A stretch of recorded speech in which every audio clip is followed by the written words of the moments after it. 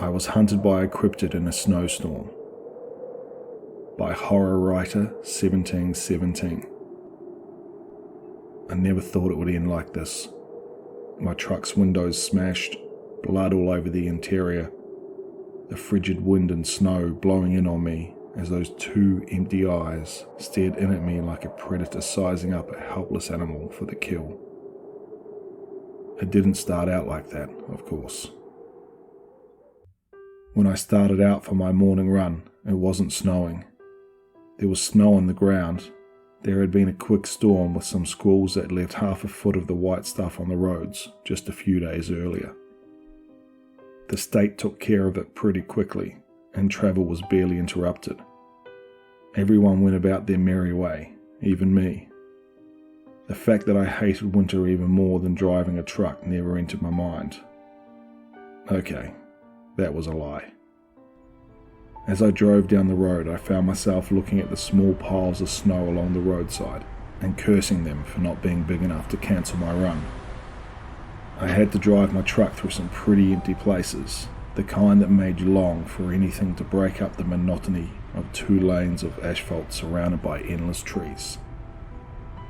I had to drive that route quite often, and it never got any easier to stay awake. I would even imagine seeing odd things looking out of the trees as I flew by. I knew it was my mind playing tricks on me, trying to scare me into staying alert and not crashing the truck.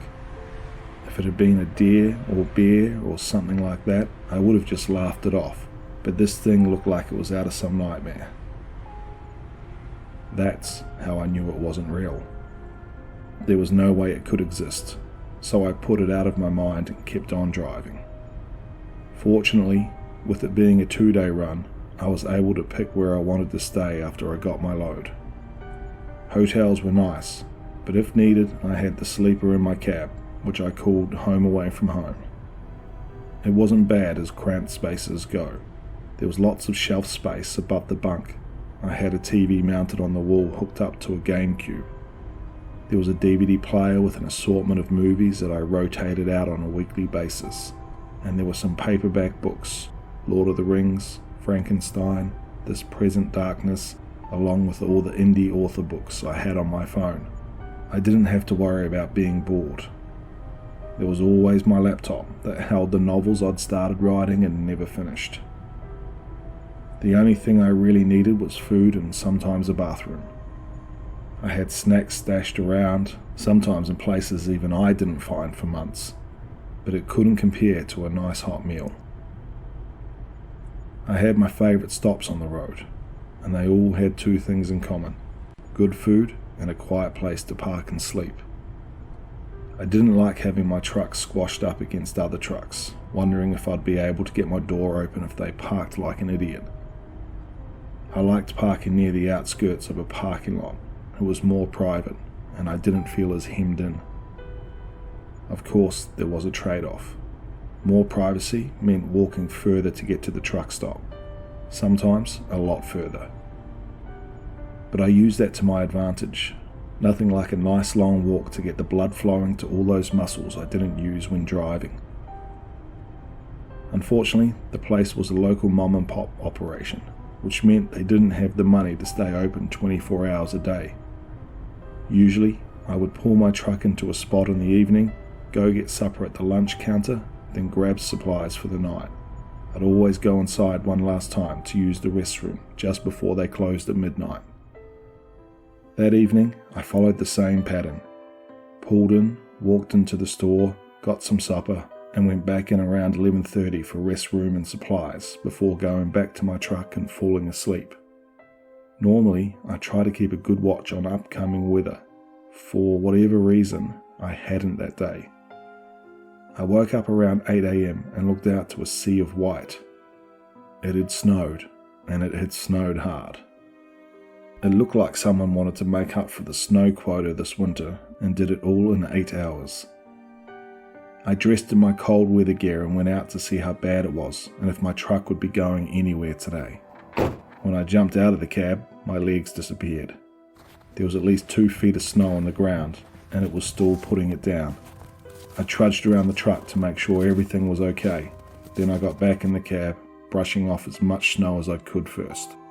I climbed into the bunk and turned on the news to the announcement that a major blizzard had hit the area. Wow, I thought. That's some great investigating reporting right there.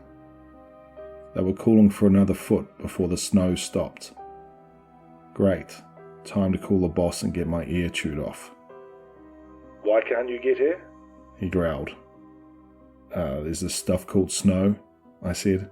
It lands on the ground and piles up until it begins to impede travel. Alright, smartass. When do you think you can be here?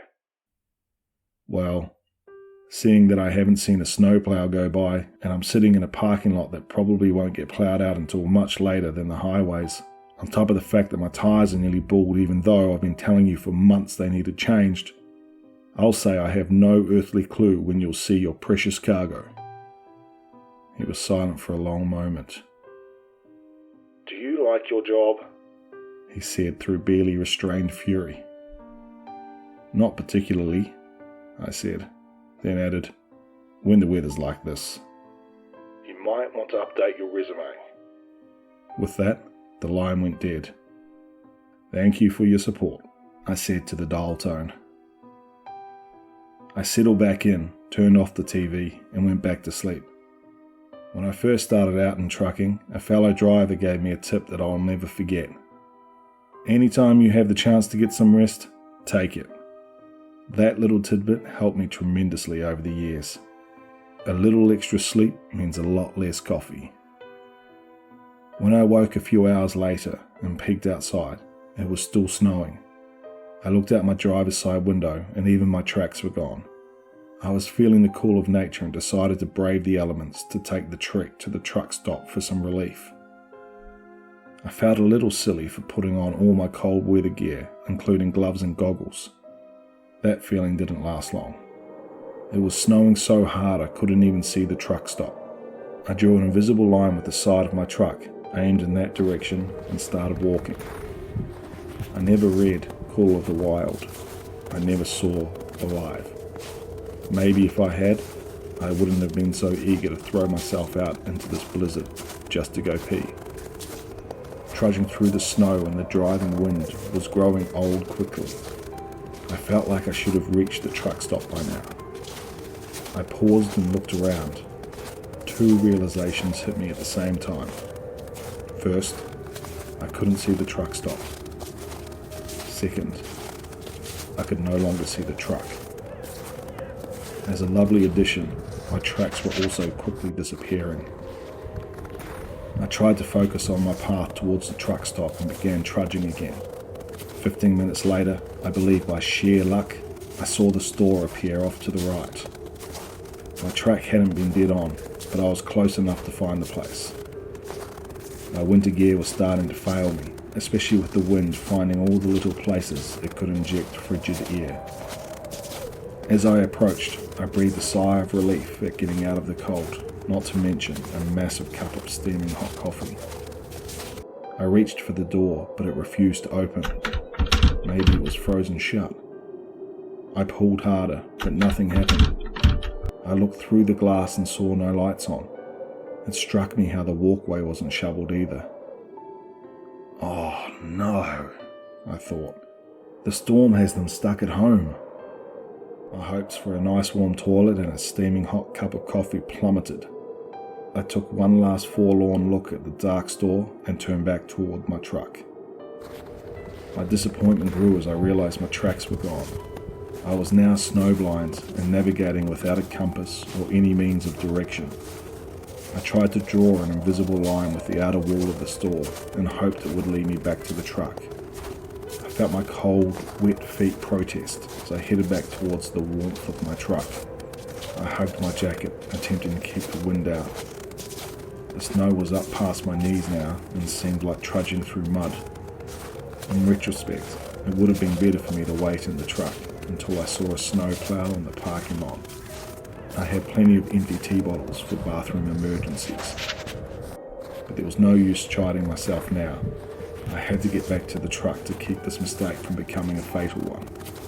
If I got lost and couldn't find the truck, no one would come looking for me. They might not find my frozen body until spring thaw. That was a cherry thought. As if my journey hadn't been hard enough, after a while, something caught my foot and sent me sprawling face first in the snow. I struggled to right myself and quickly wiped the snow from my face, silently thanking God that I had worn the goggles. I tried to get my bearings again, but curiosity nagged at me. What had I tripped on in the middle of a parking lot? I dug down and discovered the offending object. It was a parking space barrier. I chuckled for a moment until I realized to my horror that I should never have come near any of these in the middle of the lot. In fact, a straight trail from the store to the truck, the barrier I had tripped on would be a couple of dozen yards to the right.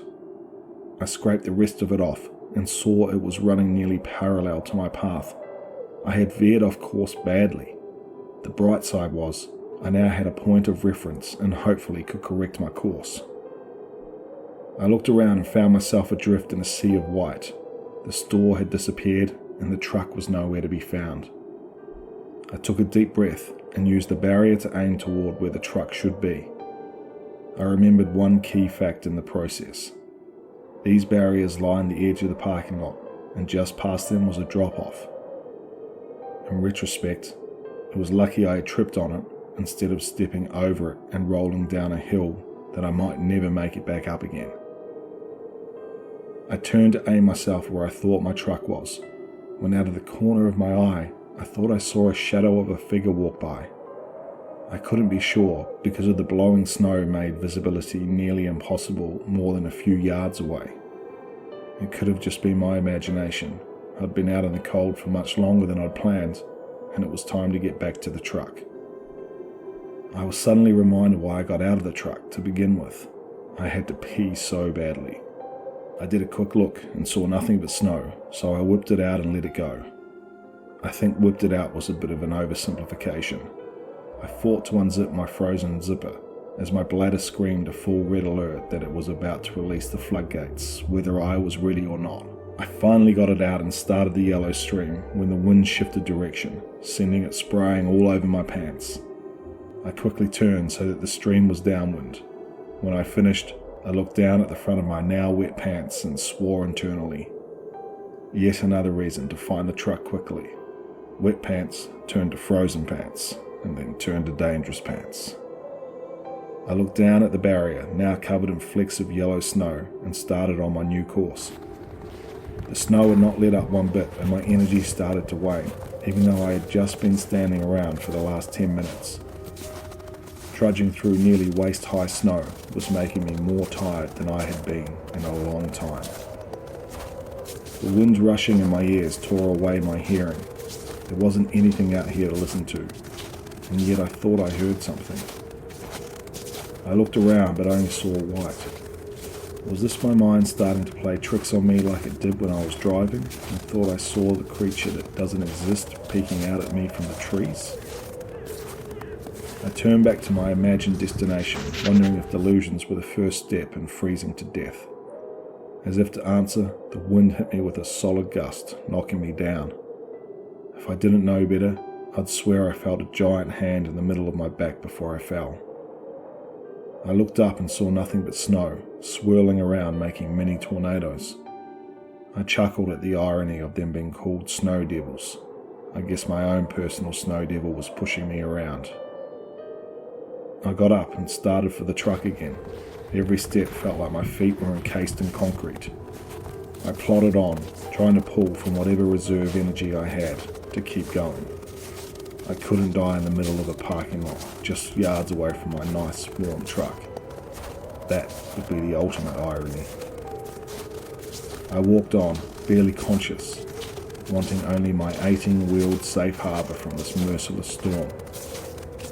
My head was down. I wasn't even looking anymore. It didn't make any difference. I knew I would never find it. I knew it was like looking for a needle in a field of haystacks. There's no way I would ever get back. I slammed into something and fell back. The snow was so deep I just lay there like a turtle, unable to get off my back. I looked up and saw the thing that had hit me was the back corner of the truck. 2 feet to the right and I would have missed it. I smiled, but it took a lot of energy. I focused everything I had into getting up. Adrenaline took care of the rest. I marched up to the driver's side door and reached into my pocket for the key to unlock it. I couldn't find the key. I ripped off my glove and searched again. Still no key. Despair smothered my mind. If I had dropped it in one of the times I fell in the snow, it was lost forever, and so was I. I leaned against the truck door, so close and yet so far. I could almost feel the heat through it. I smashed my fist into my leg in frustration, but felt more pain than I should have. I patted the other pocket and felt a lump. I tore off my other glove and reached into the pocket, pulling out the holiest of holies, the key. Tears streamed down my face and quickly froze as I stuck the key in the lock and opened the door. It took every ounce of energy I had left to climb up into the cab and collapse into the driver's seat. A wave of heat washed over me. For the longest time, I just sat there until I mustered the strength to start pulling off my cold weather gear. One piece at a time, I threw them into the passenger seat until I sat in my underwear only. I leaned my seat back and basked in the warmth that flowed over me like an ocean wave. I imagined sitting on a beach with the sun shining down on me and the water beckoning. I fell asleep like this. I woke to a sore back and stretched as best as I could in my seat, then looked out the windshield. The snow seemed to have let up a little bit and the wind wasn't nearly as fierce as before. There was still no sign of a plough and there was no way I was getting anywhere without one. Off in the distance, I could almost see the outline of the store. I wasn't going there again until the parking lot was ploughed, but looking around I couldn't imagine how long that might be. There was at least 3 feet of snow already on the ground and it was still putting some down. I crawled into the bunk and covered up for a serious nap. Hours later, I was starting to feel refreshed. I rolled over and turned on the TV, trying to see how bad things were. I couldn't even pick up the local TV station, so I stuck in a movie. After it was done, I decided I should probably take stock of my supplies, since I might be here a while. I had plenty of snacks, chips, pretzels, and jerky, among other things. As long as I didn't binge, I should be fine. I had drinks in the mini fridge too, but water wasn't a concern. All I had to do was bring some snow inside and melt it. I only needed to check one last thing to make sure I could outlast the storm. I looked at the fuel gauge. I rubbed my eyes and looked at the fuel gauge again. I only had a quarter tank left. That might last and it might not, depending on how long it took to get ploughed out. Obviously, once the plough freed me, I could drive 100 yards or so to a gas pump. As I was looking at the fuel gauge, my eyes drifted to the windshield and the field of white that stretched out in front of me. The snow had finally stopped. How long that would last, I had no idea. I could finally see the store clearly, but I could also see clearly that it remained closed. It was hard to believe anyone would be ploughing that amount of snow anywhere. I guess that's why they had the drop-off along the edges of the parking lot.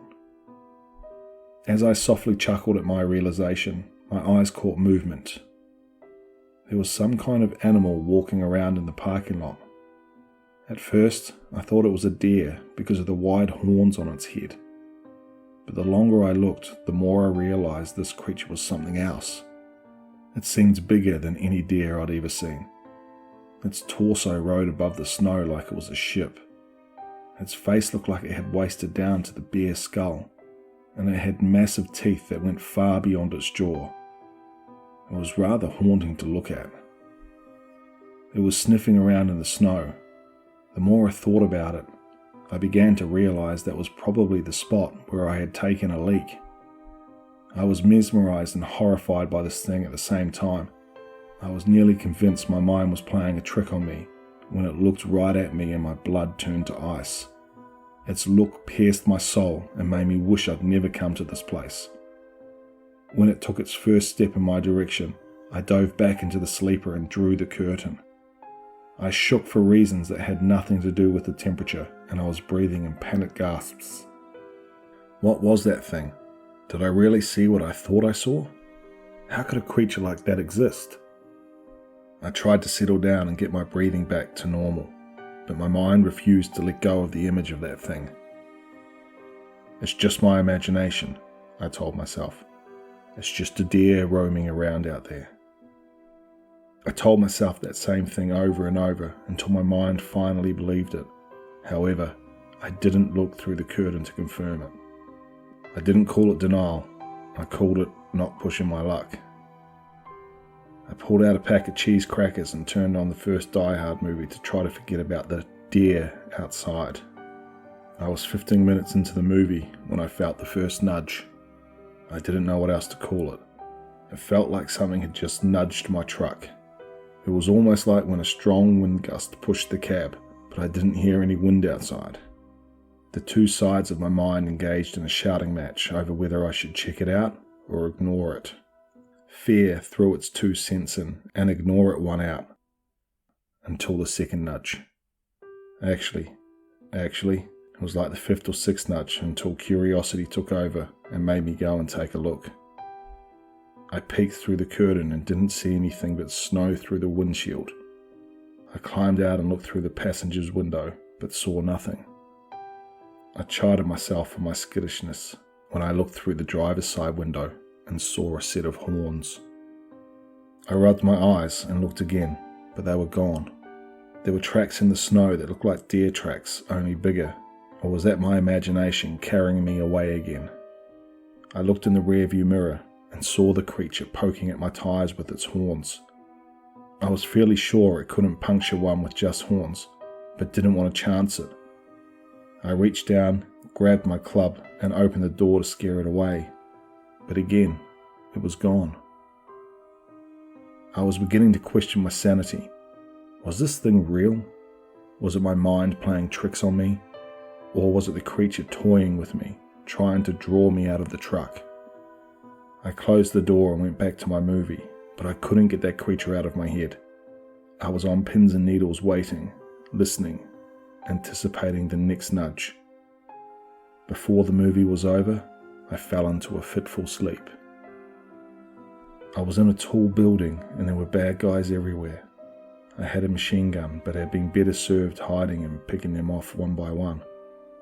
I was sneaking up on one who was standing guard on an isolated floor when I turned the corner, and there stood the deer creature.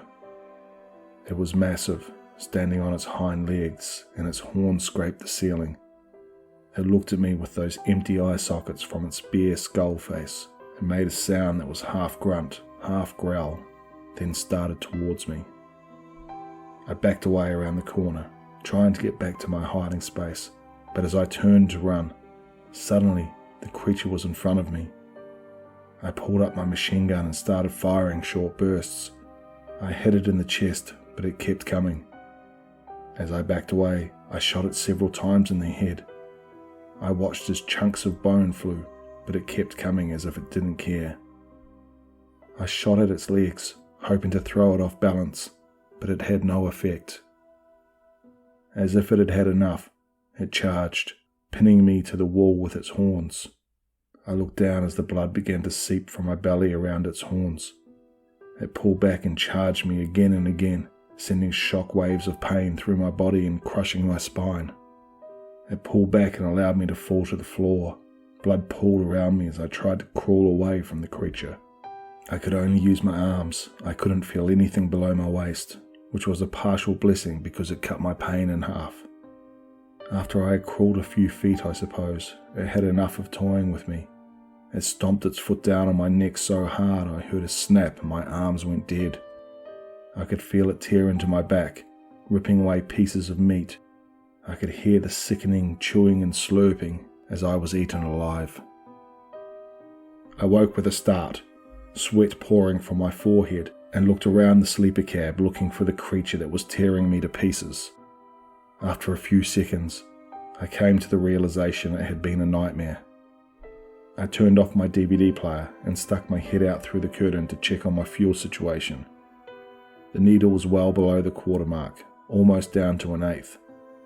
I looked out through the windshield and the snow had not magically melted. In fact, the wind had picked up and now it was starting to drift. Where there was once an even field of snow, now there were peaks and valleys forming, like dunes in the desert. The store was still dark and there was no traffic moving on the road. The sun was riding low in the sky, and I had yet to see another living soul. I wondered if my fuel would last until a plough could rescue me. Soon, I would have to give some serious thought to conserving it. It wasn't ideal. The thought of bundling up in blankets in the dark with no heater and no TV to watch wasn't exciting me. But it was better than waiting until my fuel ran out and I froze to death. As I killed the engine, I chided myself for not coming up with this plan sooner.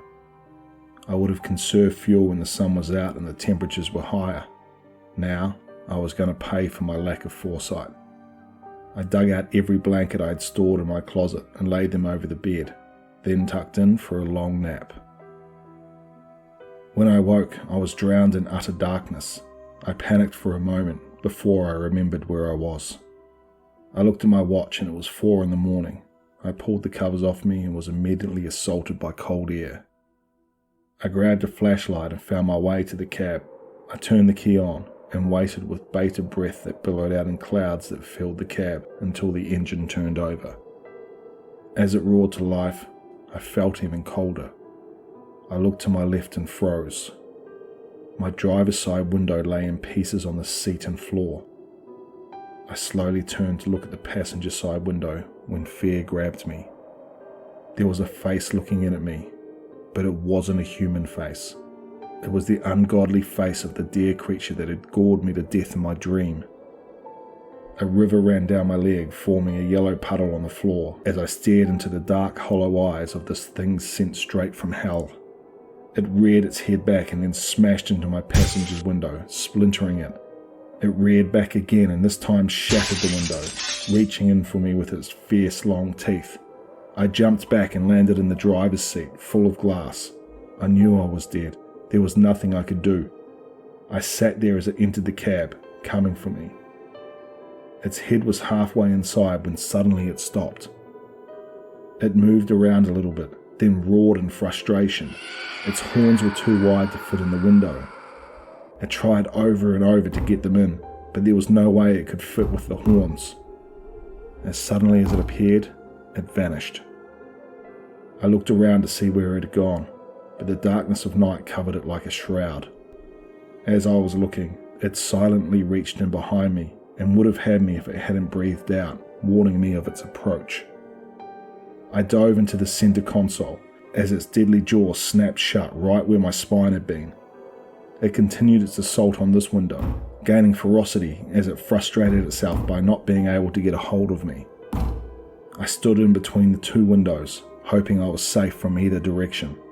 It was then I decided to go back into my bunk and close the curtain. I covered up and reached underneath the bunk to a secret compartment and pulled out my .40 caliber automatic handgun. I took the magazine out and made sure it was loaded with all 10 rounds, then put it back in, pulled back the slide and flicked on the safety. It made me feel a little better, but not much. I didn't know how true my dream was or if bullets would do anything to this monster. I no longer had any illusion that this was a deer. It was something much more dangerous and terrifying, and it was after me. I covered up with my blankets again, holding my gun close. The heater wasn't doing much good with 2 windows broken out. I would try to do something about them in the morning when it was light, but there was no way I was doing anything in the dark with that thing lurking out there. I lay there for an hour watching every second of the clock tick by, eyes wide open, ears listening for any sound, but there was none. Just the wind howling in between the 2 broken windows, making my curtains flutter. Eventually, I realized the futility of having a truck running and the warm air just escaping before it could even get to me. So I got out of my bunk, keeping my new best friend with me, and slowly made my way out to the cab, my head darting left and right to see if the creature was about to launch itself through either of the windows. I turned the key off, and before I could pull it out of the ignition, A set of horns smacked against the frame of the window, and the deadly teeth came in and snapped just inches short of my face. I whipped around and pulled the trigger, but nothing happened. It snapped at me again, and I panicked until I realized the safety was still on. I flicked it off and aimed, but the monster was gone. I didn't dare make a move towards the window, for fear it would launch itself back in at me. I stood still as a statue and stared at the window it had come through, then slowly turned to the other side. I kept looking back and forth between the two, trying to keep my peripheral vision on both at the same time. I was shaking, not only from the cold but also from the sheer terror of not knowing where or when this thing was going to show itself. I decided my cold weather gear would be my best option, so I climbed back into the bunk and put on as many layers of clothes as I could find. When I popped my head back out, I was met with the most terrifying sight imaginable. The monster had climbed onto the hood of my truck and was now bashing its head against the windshield, trying to make its way inside. I knew the windshield was wide enough that it would be able to get its antlers inside, and I would be done. I pulled the gun up, aimed at its head, and fired. The explosion was massive. I instantly lost my hearing except for the ringing in my ears. I staggered back, but the monster kept coming. Not only had my bullet done nothing to the monster, it weakened the windshield, making it easier for it to get inside. The monster shook its head in surprise when the bullet ricocheted off the bone, and then continued its assault on the windshield. It hammered on the glass until it shattered into a million pieces. I was already aiming at its face and fired 2 shots before the glass even hit the floor. They both ricocheted off its skull, causing it to rear up just enough for me to fire 2 shots into its chest. It didn't collapse screaming in agony like I wanted, but I could tell it didn't like it either. It jumped down off the hood and disappeared. I stared out into the inky blackness, trying in vain to pick up any glimpse of it. I whipped around from one side window to the other and back again, waiting for it to show its horrid face. After what seemed like forever, I saw horns rising through the passenger side window. I fired a shot into its face, and it disappeared. I threw myself back into the passenger seat when suddenly I saw its head rising in the driver's side window. I fired a shot, making it disappear again. I jumped up and threw myself to the other seat, knowing it would be on the passenger's side soon. Sure enough, 10 seconds later, it appeared and I fired another shot. It was toying with me. It disappeared and I threw myself over the passenger seat, waiting, aiming at the empty driver's window. But instead, I felt teeth clamp down on my neck. It had fooled me. I shoved my gun up under its skull and fired a shot. If I hadn't been deaf from the first shot, this one right next to my ear would have done it. And yet, somehow I heard it squeal in pain as it released me. I knew I had been inches from death. I reached up and touched the wound on my neck and came away with a handful of blood. I went back into my bunk, tore away a piece of sheet and pressed it to my wound. Then I tore some more of the sheet and tied it around my neck to hold the bandage in place. I went back out to the cab, only to see it crouching on the hood waiting for me. I never thought it would end like this. My truck's windows smashed, blood all over the interior, the frigid wind and snow blowing in on me as those 2 empty eyes stared in at me like a predator sizing up a helpless animal for the kill. It crawled through the remains of the windshield. I knew I was dead. In desperation, I shoved the gun into one of its eye holes and squeezed the trigger. The sound it made was something I'd never heard before and never wanted to hear again.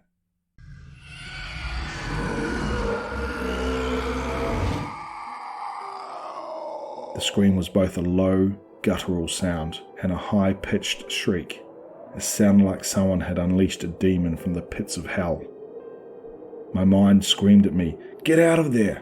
I fumbled with the driver's door and ended up falling out when it opened. On a clear day, with no snow, I would have got a concussion or broken bones falling on the bare asphalt. With 3 feet of snow on the ground, I landed on a soft, cold pillow. It was the only time in the last 24 hours that the snow had helped me. I immediately jumped up and looked around for any place to hide, but there was nowhere. Everything was covered in snow. I glanced back at the trailer and realized the snow was so high that it reached the bottom of the trailer. I couldn't see underneath it at all. I quickly dove under it, then turned around and tried to pile the snow into the opening to hide where I had gone. I shone my light around at the beautiful sight of bare asphalt. I lay there on my belly, looking all around, trying to see in every direction at once to see where the monster would attack from. My breath blew out in billows of desperate smoke as I came up empty. There was nothing. The monster wasn't there. Yet. I didn't dare hope to imagine that my shot had killed it. If anything, it had made it even angrier. It was probably destroying the inside of my truck at that very moment. What I didn't trust was that the monster wouldn't find me underneath the trailer. I looked around for anywhere I could use as a better hiding place. My eyes fell on the wheels of the truck. It looked like there was just enough room to squeeze between the tires and the differential. That would be a tight squeeze, but it would be better than that thing finding me. I turned around and slid my feet in first. The further I slid, the tighter it got. Ironically, the grease and oil from the differential helped me slide through a little easier. When I almost had my shoulders through, it suddenly felt too tight. I was stuck. I couldn't move forward or backward. Panic flooded my mind, and I struggled frantically like I couldn't breathe. After the longest minute of my life, I finally managed to maneuver my shoulders through and into my hiding spot. The hood of my coat did double duty of keeping me warm and completing my hiding place. I lowered it to the level of the asphalt and would raise it just an inch when I wanted to look out. The first half hour was the worst. The ringing in my ears had begun to subside, but I still didn't hear anything outside of my own breathing. The cold slowly leaked through my clothes. Still no sign of the monster. Another hour passed. My muscles started to cramp up. Still no sign of the monster. Another hour. I felt like my bladder would burst. Still no monster. During the long boredom in between, I pulled the magazine out of the gun and counted how many bullets I had left. No matter how many times I counted, it always came out to the same number. 1. I knew one bullet wouldn't save me from the monster. There was only one thing I could do with one bullet. End my suffering if it found me. I took it out of the magazine and stared at it. I used my coat to shine it up, then stared at my reflection in the gleaming metal. The edges of the snow around the trailer began to glow. I knew the sun was coming up. Darkness was no longer my friend. I was about to give up and crawl out of my hiding place when I heard it, a soft sniffing sound. I lifted my hood an inch, just enough to peek out, and there it was. Its head had broken through the wall of snow, close to where I dove under the trailer. There were a few drops of blood from my neck wounds, and it was sniffing them. Those drops would lead right to me. Sure enough, it took a turn towards the front of the trailer and looked in my direction. I lay there, still as stone, as it inched its way towards me. It was having trouble squeezing its massive body under the trailer, and I could hear it growling with frustration. It came closer, crawling right towards me. There was no doubt it knew I was there. I closed my eyes and stuck the barrel of the gun under my chin. I felt its hot breath and smelled the stench of death as I squeezed the trigger. Suddenly, it shrieked, and I could feel the truck buckling above me. I opened my eyes to the most amazing sight. Its horns had gotten caught in the chains dangling underneath the trailer, and it was tangled. It screamed and bucked and fought to be free from its metal captors. It yanked backwards so hard I felt the truck move sideways an inch. The differential was pressing on me now, and I had to shimmy over to avoid being crushed. I watched as the chains broke away one by one, and then it was free. I took the opportunity to crawl out from under the truck. It was useless as a hiding place now. It had already tracked me here. I was almost out when I heard another sound, and I saw a shadow pass by the other side of the truck. It was coming back, but it was trying from the other side. I crawled as quickly as I could. This was my chance. If it searched from the other side, it might not know I had left. I had no idea where I would go, but it was better to be out of a useless hiding place. Besides, I desperately needed to stretch and pee. As soon as I stood next to the truck, I saw a large patch of red in the snow. I guess shooting it wasn't as useless as I thought. I took care of business first, peeing before I ruined another pair of pants. I finished and thought about where to hide. I looked up at the ruined cab of my truck when the nightmare crept around the corner. I stood there helpless. It had caught me flat-footed. I had nowhere to go. It stared at me as it limped around the corner. Its empty eyes seemed to exude rage. I pulled up the gun and aimed when it disappeared in a moving mountain of snow. The snowplow had finally arrived. I watched as the plow pushed its mound of snow past my truck and over the edge of the parking lot. The driver backed up and stopped beside me. "You been here all night?" the driver said. "Since before the storm." "What happened to your truck?" he said, looking up at my shattered windows. I followed his eyes and thought for a moment. "Someone tried to rob me," I lied, knowing the truth was unbelievable. "I see you took care of it," he said, looking at the gun in my hand. I looked down at the gun and stuck it in my waistband. "It's been a hell of a night," I said. "Well, don't worry. The roads are getting cleared and I'll get you ploughed out of here." "Thanks," I said. He nodded and backed up to continue ploughing. I looked at where he'd just ploughed beside my truck and saw a long smear of red. I followed it to the edge of the parking lot and looked over the side with my hand on my gun. The drop-off was a good 10 feet or more, and the snow had already started to pile up. I followed the path of red down the hill with my eyes and saw antlers poking out of the snow. I stared at them, looking for any movement. For 10 minutes I watched, and they didn't move. I was interrupted when the plough pushed another pile of snow over the side, covering the antlers. I watched for another 5 minutes just to be sure. The plough guy pulled up beside me. "You okay?" he said. I pulled my eyes up from the snow pile. "Yeah, I'm good." "You sure?" he said, pointing at my neck.